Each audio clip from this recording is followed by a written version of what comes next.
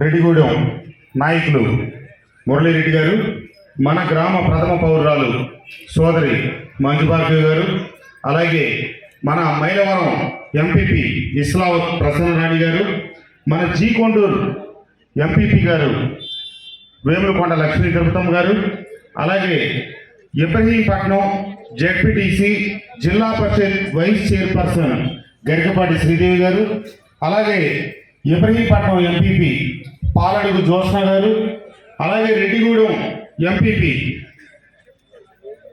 రామినేని దేవి ప్రవణ్య గారు, మన జెడ్పీటీసీ సభ్యుడు మైలవరం సర్నాల తిరుపతిరావు గారు, మన పెద్దలు మాజీ ఎంపీపీ గంగాధరరావు గారు, రెడ్డిగూడెం జెడ్పీటీసీ విజయభాస్కర్ రెడ్డి గారు, కాజా బ్రహ్మయ్య గారు, జీకొండూరు జెడ్పీటీసీ మందా చక్రయ్య గారు, అలాగే మన మైలవరం హాస్పిటల్ అభివృద్ధి కమిటీ చైర్మన్ ఆజాద్ గారు, మన కొండపల్లి నాయకులు శరభయ్య గారు, అలాగే ఇక్కడ మైలవరం సొసైటీ అధ్యక్షులు నాగులూరు దుర్గాప్రసాద్ గారు, మన ఇబ్రహీంపట్నం సొసైటీ అధ్యక్షులు పెద్దలు శివారెడ్డి గారు, మన బీసీ నాయకులు ఇబ్రహీంపట్నం నాయకులు మన అంకమోహన్ రావు గారు, అలాగే కొండపల్లి కౌన్సిలర్ మన అమ్మాయి నాగరాజ్ కుమార్ గారు, ఈ కార్యక్రమానికి ఇచ్చేసినటువంటి వివిధ గ్రామాల సర్పంచులు, ప్రజాప్రతినిధులు, ఎంపీటీసీలు, అలాగే వైఎస్ఆర్ కుటుంబ సభ్యులందరికీ నా నమస్కారం. పత్రికా సోదరులకు కూడా నా నమస్కారం. ఈ వైఎస్ఆర్ కాంగ్రెస్ పార్టీ ముందుగా మీ అందరికీ వ్యవస్థాపక దినోత్సవ శుభాకాంక్షలు తెలియజేస్తూ, ఈ రాష్ట్రంలో వైఎస్ఆర్ కాంగ్రెస్ పార్టీ పుట్టకొట్టం ఒక చారిత్రాత్మక అవసరం. ఆ అవసరాన్ని గుర్తించే జగన్మోహన్ రెడ్డి గారు వైఎస్ఆర్ కాంగ్రెస్ పార్టీ స్థాపించడం జరిగింది. గతంలో మనమందరం కాంగ్రెస్ పార్టీలో కొనసాగిన వాళ్ళమే. కానీ ప్రియతమ నేత దివంగత రాజశేఖర రెడ్డి గారి మరణం తర్వాత ఈ రాష్ట్రంలో ఆ వేదిక ద్వారా ప్రజాసేవ చేయడానికి సాధ్యపడదు అని చెప్పి జగన్మోహన్ రెడ్డి గారు 2011లో నిర్ణయించుకున్నారు. ఎందుకు అన్నది కాలమానం పరిస్థితుల్లో ఈ రోజుకి ఈ దేశ ప్రజల మొత్తానికి అర్థమైపోయింది. ఒక బలమైన నాయకుడు, బలమైన కుటుంబం నుంచి వచ్చిన వ్యక్తి ఒక కార్యక్రమాన్ని చేపడదామంటే కుదరదు అని చెప్పి వర్గాలు, గ్రూపులు, రకరకాల కార్యక్రమాలతో ఆనాటి జగన్మోహన్ రెడ్డి గారిని ముందుకు అడుగేయకపోతే ఈ పార్టీతో నేను ఏగలేను, ఈ పార్టీతో నేను ప్రజలకు న్యాయం చేయలేను అని చెప్పి నిర్ణయించుకొని ఆనాడు పెట్టి ప్రజల కోసం ఏవైతే పార్టీ స్థాపించారో ఆ మరు నిమిషం నుంచే ఆయన కష్టాలు ప్రారంభమైనవి. ఎందుకంటే ఆ రోజు ఈ భారతదేశంలో అత్యంత శక్తివంతమైన మహిళ ఎవరంటే సోనియా గాంధీ. ఆమె కనుసన్నల్లోనే ఈ దేశ ప్రధాని ఉన్నాడు, ఈ దేశ పగ్గాలు ఉన్నాయి. కాబట్టి ప్రతి అడుగులోనే అవసర పాలు చేశారు. 16 మాసాలు జైలు పాలు చేశారు. ఎన్ని చేసినా వెరవలా వెనకడిగేలా ఆయన తండ్రి దివంగత వైఎస్ రాజశేఖర రెడ్డి గారి ఆశయ సాధన కోసం రాజశేఖర రెడ్డి గారి పరిపాలన అంటే ఆంధ్ర రాష్ట్ర చరిత్రలో స్వర్ణయుగం, సువర్ణయుగం. అటు పేదలకి, ఇటు బడుగు బలహీన వర్గాలకి, రైతాంగానికి. ఈ రాష్ట్రంలో రైతులకి వెన్నుగా, అండదండలుగా ఉచిత విద్యుత్తు నుంచి మంచి గిట్టుబాటు ధరల వరకు కల్పించిన మహానుభావుడు రాజశేఖర రెడ్డి గారు. అలాగే ఆయన ఆ రోజు ఉచిత విద్యుత్ ఇస్తానంటే ఈ తెలుగుదేశం పార్టీ చెప్పింది బట్లారేసుకోవడానికి తప్పితే ఆ పథకం రాదు, జరగదు అని చెప్పి. కాదు అని నిరూపించిన మహానాయకుడు రాజశేఖర రెడ్డి గారు. పేదలకి పెన్షన్లు ఇచ్చినా, లేకపోతే అర్హత కలిగిన పేదలకు సంక్షేమ పథకాలు ఇచ్చినా, ఈ రాష్ట్రం సాగునీటితో అంత మంచి జరగాలని చెప్పి వేలాది కోట్లతో సాగునీటి ప్రాజెక్టులు పెట్టినా ఆ మహానుభావుడు వల్లే సాధ్యమైంది. అలాగే ఇందిరమ్మ ఇళ్ళు, ఎన్నో కార్యక్రమాలు చేశారు. అసలు ఈ రాష్ట్రంలో పేదల బిడ్డలు చదువుకొని ఈ రోజు ఉన్నత స్థాయికి ఎదిగారంటే ఫీజు రీయింబర్స్ పెట్టిన మహానుభావుడు రాజశేఖర రెడ్డి గారు. అలాగే పేదలకు అండగా ఉండి ఆరోగ్యశ్రీ పథకం పెట్టిన మహానుభావుడు రాజశేఖర రెడ్డి గారు. కానీ ఆయన తదనంతరం, ఆయన మరణానంతరం ఈ పథకాలు ఏవి జరుగుతాయనే నమ్మకం జగన్మోహన్ రెడ్డి గారు లోపించడమే జగన్మోహన్ రెడ్డి గారి వైఎస్ఆర్ కాంగ్రెస్ పార్టీ స్థాపించడానికి పునాది అని చెప్పి నేను తెలియజేస్తా ఉన్నాను. ఆయన చెప్పిందే ఈ రోజు నిజమైంది. ఎందుకంటే అంతటి ఆ రోజు శక్తి ఉన్న మహామనిషి ఈ రోజు చరిత్ర చెత్తపొట్టులో కొట్టుకుపోయింది ఆ కాంగ్రెస్ పార్టీ అని చెప్పి నేను తెలియజేస్తా ఉన్నాను. కాబట్టి ఆ ఆశయ సాధన కోసం జగన్మోహన్ రెడ్డి గారు ఏవైతే పార్టీ స్థాపించారో ఈ వైఎస్ఆర్ కాంగ్రెస్ పార్టీ ఆ జగన్మోహన్ రెడ్డి గారి సారథ్యంలో మీరు గుర్తు చేసుకోండి. 2014 ఎన్నికల్లో ఈ రాష్ట్రంలో అధికారంలోకి వచ్చిన తెలుగుదేశం ప్రభుత్వం 600 ఉత్తుత్తి హామీలు ఇచ్చి అధికారంలోకి వచ్చి ఏ ఒక్కటి చేయరా. అక్క చెల్లెలు మోసం చేసింది, రైతులను మోసం చేసింది, విద్యార్థులను మోసం చేసింది, కేవలం వాళ్ళ తాబేదారులను పెట్టుకొని పరిపాలన చేసింది తప్పితే పేద ప్రజల పార్టీ కాదు తెలుగుదేశం పార్టీ. ఎందుకు అంటే డ్వాక్రా మహిళలకు రుణమాఫీ చేస్తా ఉన్నారు చేయలా, రైతులకు రుణమాఫీ చేస్తా ఉన్నారు చేయలా, నిరుద్యోగ భృతి ఇస్తా ఉన్నారు చేయలా, లేకపోతే ఎన్నెన్నో 600 హామీలు వాళ్ళ మేనిఫెస్టో చదవాలంటే ఒక రోజు పట్టుద్ది. వాళ్ళ వెబ్సైట్ లో కూడా మేనిఫెస్టో తీసేసిన పరిస్థితి. కానీ జగన్మోహన్ రెడ్డి గారి కళ్ళబొల్లి మాటలా చెప్పలా. సుదీర్ఘ పాలన చేసి అధికారం వచ్చిన తర్వాత 9 పథకాలు అమలు చేస్తాన్నారు. అమ్మఒడి, చేయూత, ఆసరా, రైతు భరోసా, అర్హత కలిగిన పేదలందరికీ ఇంటి పట్టాలు. 31 లక్షల మంది అక్క చెల్లెమ్మలకి ఈ రాష్ట్రంలో ఇంటి పట్టాలు ఇచ్చాం. అలాగే అమ్మఒడి, పేదల బిడ్డలు బాగా చదువుకోవడానికి ఆ తల్లిదండ్రులకు భారం కాకూడదని చెప్పి అమ్మఒడి. అలాగే చేయూత 45 సంవత్సరాలు దాటిన ఎస్సీ, ఎస్టీ, బీసీ, మైనారిటీ మహిళలందరికీ అండదండలుగా ఉండడానికి సంవత్సరానికి 18,500 రూపాయలు చొప్పున ఇస్తానని చెప్పి, అలాగే 1000 రూపాయలు దాటినటువంటి ప్రతి కుటుంబానికి, ప్రతి వ్యక్తికి కూడా ఆరోగ్య అవసరాలు ప్రభుత్వం తీరుస్తుంది అని చెప్పి ఆరోగ్యశ్రీ పథకం. నిన్నటికి నిన్న మన రెడ్డిగూడెం మండలం ఓబులాపురం గ్రామంలో ఒక ఎస్సీ సోదరుడికి 27 సంవత్సరాల కుర్రవాడికి గుండె పనిచేయని పరిస్థితి. మరణమే శరణ్యం, మరణం తప్పితే వేరే దిక్కు లేదు. మా గ్రామ సర్పంచ్ గారు అప్పిరెడ్డి గారు నా దగ్గరికి తీసుకొచ్చారు. సార్ మనం అర్జెంటుకి కుర్రోడిని బతికించాలని చెప్పి నేను వెంటనే ముఖ్యమంత్రి సహాయ నిధికి ఒక నెల రోజుల క్రితం అప్లై చేస్తే 48 గంటల్లో ఆ కుర్రోడికి గుండె మార్పిడి శస్త్రచికిత్స చేయడానికి ముఖ్యమంత్రి గారు అంగీకరించి నిధులు మంజూరు చేస్తే నిన్నగాక మొన్న బెంగళూరులో ఆ యువకుడికి గుండె మార్పిడి శస్త్రచికిత్స జరిగి కోలుకుంటా ఉన్నాడు. ఆ భగవంతుడి దయతో, ఆ రాజశేఖర రెడ్డి గారి దయతో ఆ కుర్రోడు మళ్ళీ మంచి ఆరోగ్యంతో వచ్చి మన మధ్య ఉంటాడని చెప్పి ఆశిస్తా ఉన్నా. ఈ రకంగా పేదల ప్రభుత్వం, పేదల సంక్షేమానికి, పేదల కోసం కట్టుబడి ఉన్నటువంటి ప్రభుత్వం అటు రాజశేఖర రెడ్డి గారు కానీ ఇటు జగన్మోహన్ రెడ్డి గారు అని చెప్పి తెలియజేస్తూ ఉన్నా. ఇట్లాంటి ఉత్తుత్తి హామీలు ఇచ్చి గంగలో కలిసిపోయిన ప్రభుత్వం తెలుగుదేశం ప్రభుత్వం. ఆనాడు వాళ్ళు అధికారంలో ఉండగా ఏం చేశారు? ప్రతి గ్రామంలో జన్మభూమి కమిటీలను చేపట్టి తాబేదారులను తెచ్చిపెట్టి ప్రజల మీద పెత్తనం చేశారు. ఏ సంక్షేమ పథకం కూడా జెండా కడితేనో, బ్యానర్ కడితేనో, ఓట్లు అడిగితేనో, వాళ్ళ కాళ్ళు పట్టుకుంటేనో, లంచాలు ఇస్తేనే తప్పితే ఏ సంక్షేమ పథకం అమలు జరగని రోజు తెలుగుదేశం ప్రభుత్వ హయాం. కానీ జగన్మోహన్ రెడ్డి గారు అధికారంలోకి రాగానే గాంధీజీ కళలను కన్నటువంటి గ్రామ స్వరాజ్యాన్ని సాధించే దిశగా సచివాలయ వ్యవస్థ 1,30,000 మందికి ఉద్యోగాలు కల్పించి ప్రతి గ్రామంలో 2,000 జనాభా, 2,000 కుటుంబాలు పైబడ్డారు దగ్గర ఒక సచివాలయాన్ని నెలకొల్పి 10 మంది ఉద్యోగస్తులు పెట్టి ప్రతి 50 మందికి ఒక వాలంటీర్ని పెట్టి ఆనాడు వాళ్ళు తాబేదారులు, పెత్తందారుల్ని ప్రజల మీద పెడితే ఈ రోజు జగన్మోహన్ రెడ్డి గారు వాలంటీర్ వ్యవస్థ సేవకులను పెట్టారు. ఎక్కడైనా ఒక దుర్వినియోగం జరగచ్చు. ఆ రోజు జన్మభూమి కమిటీలు 99% దుర్వినియోగపరిచి 1% కూడా పనిచేయని పరిస్థితి అయితే ఈ రోజు మన వాలంటీర్లు 99% పనిచేసి ఎక్కడన్నా ఒకళ్ళు అరాకొర ఏమన్నా అక్రమ పనులు చేసి ఉండొచ్చు. వాళ్ళని కూడా సరిచేయడానికే వైఎస్ఆర్ కాంగ్రెస్ పార్టీ నాయకులు, కార్యకర్తలు పని చేయాలి. అర్హత కలిగిన పేదలందరికీ సంక్షేమ పథకాలు అందించాలి అని చెప్పి నేను కోరుతా ఉన్నా. ఈరోజు ఈ రాష్ట్రం, ఈ దేశం, ఈ ప్రపంచం మన ప్రభుత్వం అధికారంలోకి వచ్చిన సంవత్సరం గడవక ముందే కరోనా, మీ అందరికీ తెలుసు, కరోనా విలయ తాండవంలో ఈ ప్రపంచం అంతా కొట్టుకుపోతా ఉంటే కూడా మన ముఖ్యమంత్రి గారు ఎక్కడా తగ్గకుండా నేను అక్క చెల్లెళ్ళకు మాటిచ్చాను, వాళ్ళకి అండగా ఉండాలని. ఎన్ని ఇబ్బందులు ఎదురైనప్పటికీ కూడా ఏ ఒక్క సంక్షేమం కూడా ఆపకుండా పేదలకు అందిస్తా ఉన్నది జగన్మోహన్ రెడ్డి గారు. మొన్న ఇక్కడ ఒకడు కూర్చొని మాటలు పేల్తా ఉన్నాడు. ఢిల్లీ పీఠాన్ని గడగడలాడించిన వాడు జగన్మోహన్ రెడ్డి. ఆయనే సింహం అంటే ఆయనే. ఇక్కడ గర్జిస్తే అక్కడ ఢిల్లీ పీఠం కూలిపోయింది.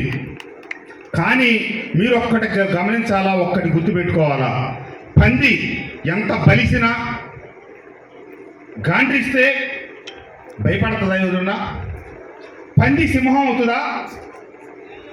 ఏదో కాలం కలిసి వచ్చి 4 సార్లు పీఠం దక్కి ఒక సునకం కుర్చీ ఎక్కినంత మాత్రాన రాజు అయిపోతాడా? నీ స్థాయికి తగ్గట్టు మాట్లాడి దేవినేని ఉమామహేశ్వరరావు, నువ్వు నీ పంది అరుపులు మొన్న చెప్తా ఉన్నాడు ఇక్కడంట, ఆయన నిరాహార దీక్షలు చేస్తే జగన్మోహన్ రెడ్డి గారికి వినిపించినాయి అంట. నీ పంది అరుపులు పక్క బజారుకి కూడా వినిపించవు దేవినేని ఉమామహేశ్వరరావు.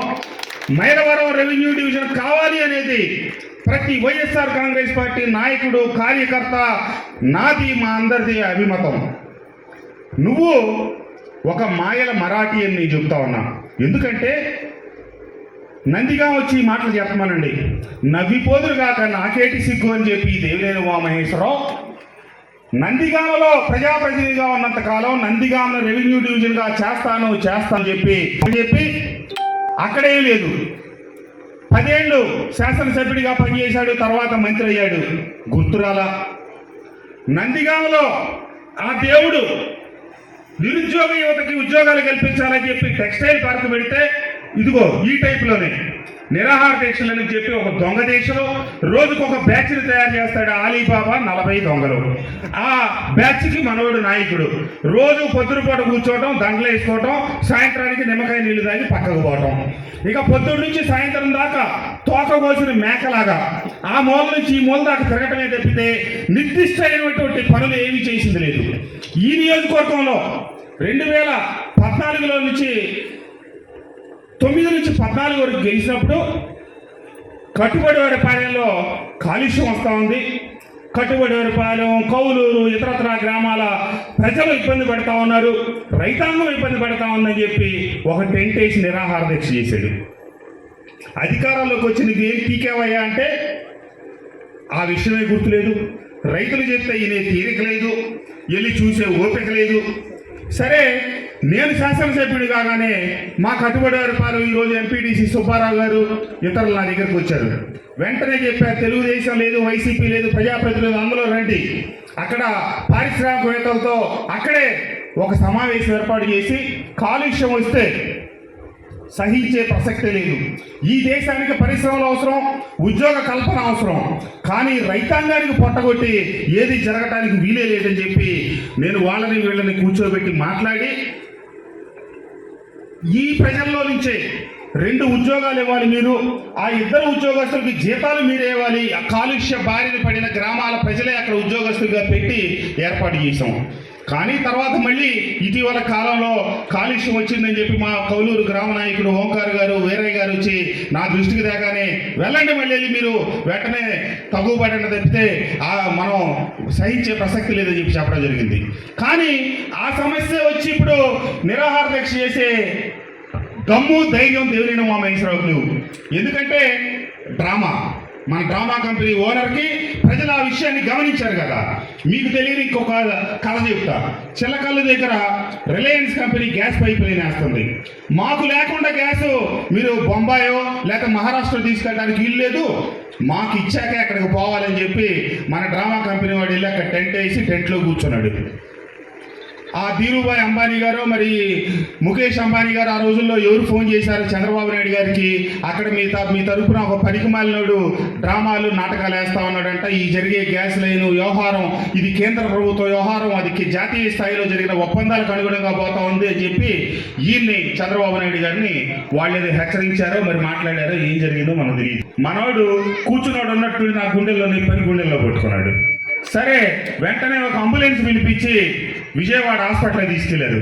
వెళ్ళటం వరకే అంబులెన్స్ ఎక్కడం వరకే జనం చూశారు. ఇక తర్వాత ఎవరికేం తెలియదు. ఆ రోజుకి ఈ రోజుకి మళ్ళీ గుండె జబ్బు రాలే, ఒక ట్యాబ్లెట్ వేసుకోవాలా. ఈ రకంగా కళ్ళబొల్లి మాటలు. ఇక్కడ ఇతను చెప్తే నేను చెప్పా కదా, బలిసినంత మాత్రాన పంజేరిస్తే ఎవరికి తెలియదు, ఎవరికి వినపడదని. చిత్తశుద్ధి కావాలి ఏ పని చేయాలన్నా. అంతేగాని ఈ చేసే రాజకీయ వ్యవహారాలని కూడా వెనకటి తరహా సినిమాల్లో చూపించే కుట్రలు కుతంత్రాలతో కూడినటువంటి రాజకీయాలే ఈరోజు దేవినేని ఉమామహేశ్వరరావు నడుపుతూ ఉంది. ఎందుకు చెప్తా ఉన్నానంటే, ఎన్నికల ముందు ఇందాక మన కాజా బ్రహ్మయ్య గారు చెప్పాడు, గెలిచినా ఉండడు, ఓడినా ఉండడు. వసంత కృష్ణ ప్రసాద్కి పదవులు పిచ్చి, నీకా నాకా పదవులు పిచ్చి దేవినేని ఉమామహేశ్వరరావు. నువ్వు చెప్పే వాటిలో నిజమెంత? మొన్న చెప్తా ఉన్నాడు, వెలగలేరులో అత్యధిక వార్డులు మనకు వచ్చినాయి. సర్పంచ్కి ఎక్కువ ఓట్లు వచ్చి వైసీపీ వాళ్ళు గెలిచారు, లేకపోతే ఇంకో చోట ఇంకోటి గెలిచారు. అంతా వాలంటీర్లు పెట్టి పైకి ఈ గ్రామాల్లో సర్పంచ్లు గెలిపించాడు తప్పితే కృష్ణప్రసాద్ నిజంగా వాళ్ళు ఎవరు గెలవలేదు. నువ్వు మాట్లాడేటప్పుడు ఒక హేతు పద్ధత, ఒక నీతి, ఒక ధర్మం, ఒక పద్ధతి, ఒక సంస్కారం నీకన్నీ ఇంకొకళ్ళు ఏదైతే చూపిస్తారనే పద్ధతి లేని, నీతి లేని మనిషి దేవినేని ఉమామహేశ్వరరావు.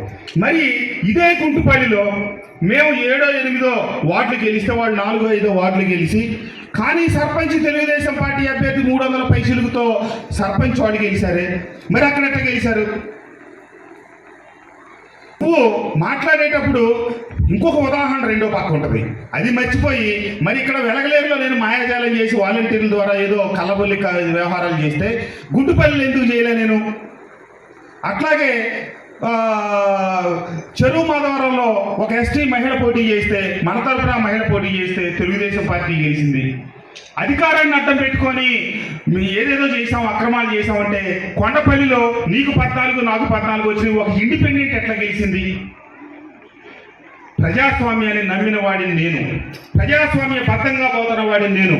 నీలాగా కుళ్ళు, కుట్ర, కుతంత్రాలు, నీతిబాహ్యమైన మాటలు, వెకిలి చేష్టలు ఒక ప్రజాప్రతినిధులుగా మనం కూర్చున్న సీటుకి పైన ఉన్నటువంటి ప్రజాస్వామ్య వ్యవస్థని కలకతం తెచ్చే రకంగా మాట్లాడే దిగజారిన మాటలు నేను మాట్లాడను అని చెప్పి తెలియజేస్తూ, ఏమైనా ఒక్కటి మటుకు గుర్తుపెట్టుకోవాలా, ఈరోజు జగన్మోహన్ రెడ్డి గారి నాయకత్వంలో, జగన్మోహన్ రెడ్డి గారి ఆశీస్సులతో నింగిలో సగం నేలలో సగం అన్నట్టుగా మహిళలకు 50% రిజర్వేషన్లు ఇస్తే, ఇదిగో ఈ అమ్మలక్కలందరూ ఎంపీపీలు, జడ్పీటీసీలు, సర్పంచులు 3 మండల హెడ్ క్వార్టర్స్లో ఉన్నటువంటి మైలవరం, జీకొండూరు, రెడ్డిగూడెం 3 సర్పంచులు మన అమ్మాయిలే.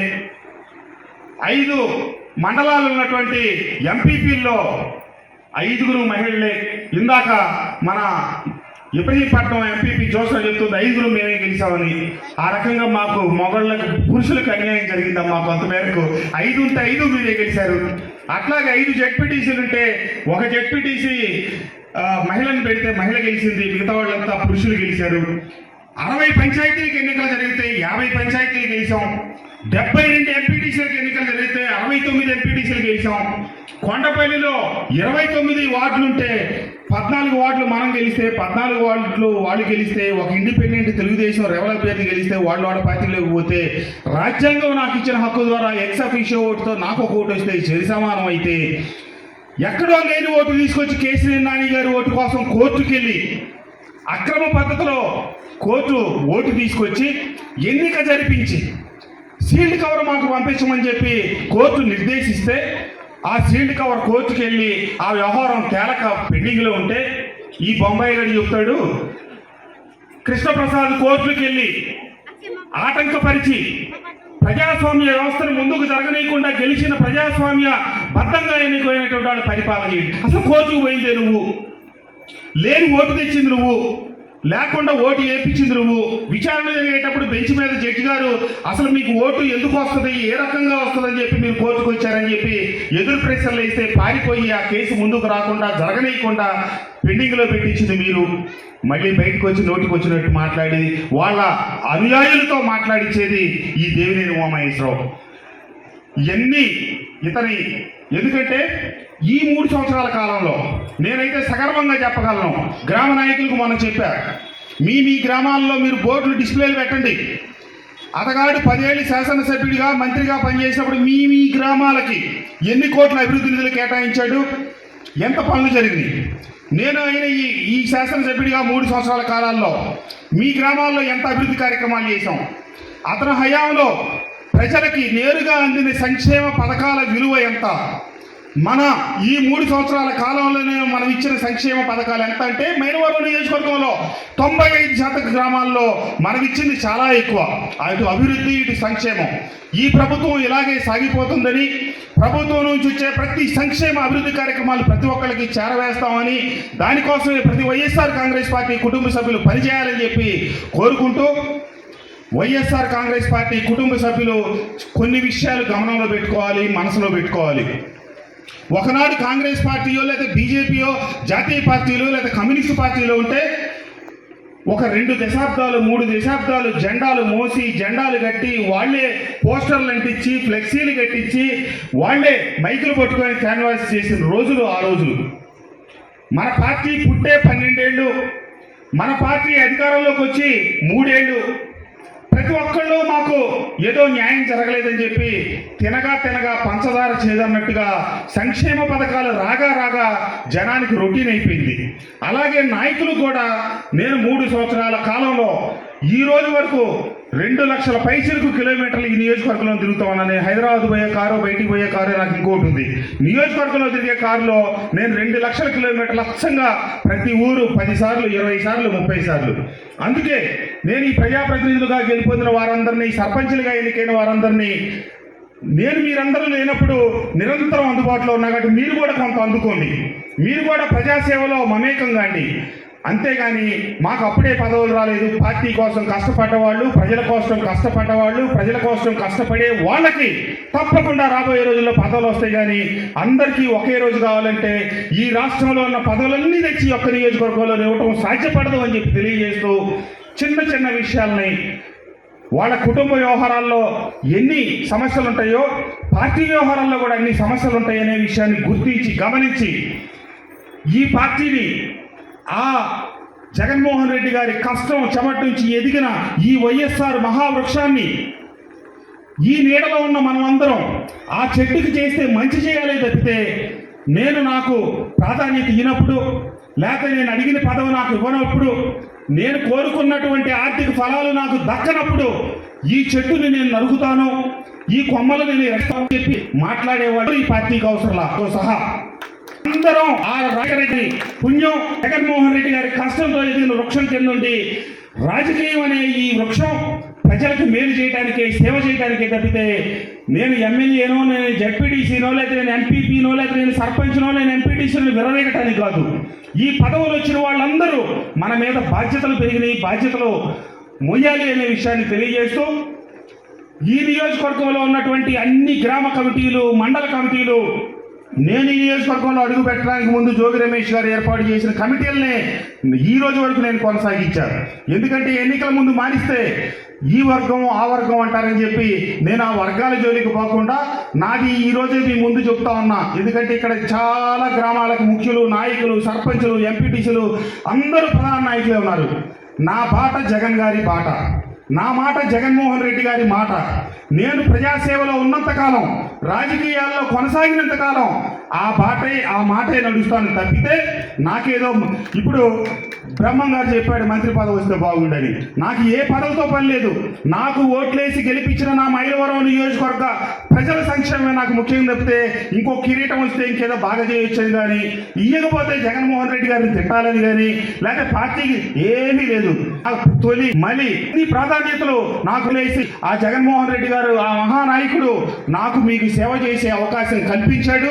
మీరందరూ ఓట్లేసి నాకు ఆ భాగ్యం దక్కించారు కాబట్టి అదే లక్ష్యంతో పనిచేస్తానని చెప్పి తెలియజేస్తూ ఈ ముఖ్యంగా చెప్పుకోవాల్సిన మన ప్రజాప్రతినిధులు మొదటి రోజు అమ్మ ప్రసన్నను మాట్లాడే తల్లి అంటే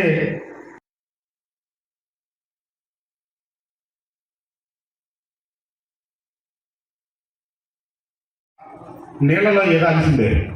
రాజకీయ నాయకులైన తర్వాత ప్రజల్లో ఉండాల్సిందే. మన భావాలు, మన పార్టీ భావాలు, మన పార్టీ ఉద్దేశాలు ప్రజలకు విడమర్చి చెప్పగలగటం ప్రజాప్రతినిధుల బాధ్యత. కాబట్టి పుడతా ఎవరు నోట్లో మైకులు పెట్టుకొని పుట్ల వచ్చాక మనకున్న భావాలని మన కార్యకర్తలతో, మన నాయకులతో, ప్రజలతో మనం చెప్పుకోగలగాలి. కాబట్టి ప్రతి కార్యకర్త, ప్రతి నాయకుడు, నాయకురాళ్ళు ఇందాక బ్రహ్మం గారు చెప్పినట్టు రాబోయే రోజుల్లో మీలో నుంచి వచ్చిన వాళ్ళే నాయకులు అవుతారు. ఓపిక కావాలి. ప్రభుత్వ పదవులైనా, అధికార పదవులైనా, ప్రజల్లోంచి వచ్చే పదవులైనా వేటికైనా సరే గత 100 సంవత్సరాలు దాటిన కాంగ్రెస్ పార్టీలో ఉన్నటువంటి సంస్కృతి 12 ఏళ్ల క్రితం, 11 ఏళ్ల క్రితం పుట్టిన మన పార్టీకి రాకూడదు. 40 ఏళ్ల క్రితం పుట్టిన పార్టీకి వచ్చిన దుర్లక్షణాలు, అవలక్షణాలు మనం నేర్చుకోకూడదు. ఇది కొత్తగా పుట్టిన పార్టీ. ఒకనాడు మనం వెళ్ళిన పార్టీని ఢిల్లీ కేంద్ర స్థానం, ఈనాడు మనం కొనసాగుతున్న పార్టీ కేంద్ర స్థానం గట్టిగా 10 కిలోమీటర్లు వెళ్తే తాడేపల్లి. కాబట్టి ఏమున్నా సమస్యలు మనలో మనం పరిష్కరించుకుందామని మనకి ఈ జగన్మోహన్ రెడ్డి గారి నాయకత్వంలో వైఎస్ఆర్ కాంగ్రెస్ ప్రభుత్వంలో జగన్మోహన్ రెడ్డి గారు ముఖ్యమంత్రిగా వచ్చే 2 దశాబ్దాలు ఈ ప్రభుత్వం సాగాలని, పార్టీ పాలన సాగాలని, రాజశేఖర రెడ్డి గారి ఆశయాలకు అనుగుణంగా పేదలకి సంక్షేమ పథకాలు అందించాలని, అభివృద్ధి కార్యక్రమాలు చేయాలని, తద్వారా ప్రజల్లోనే ఉండాలి అని చెప్పి కోరుకుంటూ ఈ పార్టీ వ్యవస్థాపక దినోత్సవ సందర్భంగా మీ అందరికీ మరొకసారి శుభాకాంక్షలు తెలియజేస్తూ ఆ మహానుభావుడు తదనంతరం ఏర్పడిన ఈ పార్టీ మంచి ముహూర్తంలోనే ఏర్పడ్డది, మంచి ప్రజల కోసమే పనిచేస్తూ ఉంది, చెయ్యాలి అని చెప్పి ఆకాంక్షిస్తూ మరొకసారి మీ అందరికీ శుభాకాంక్షలు ధన్యవాదాలు తెలియజేస్తూ సెలవు తీసుకుంటా ఉన్నాను. జై హింద్. జోహార్ వైఎస్ఆర్, జోహార్ వైఎస్ఆర్, జై జగన్, జై జగన్.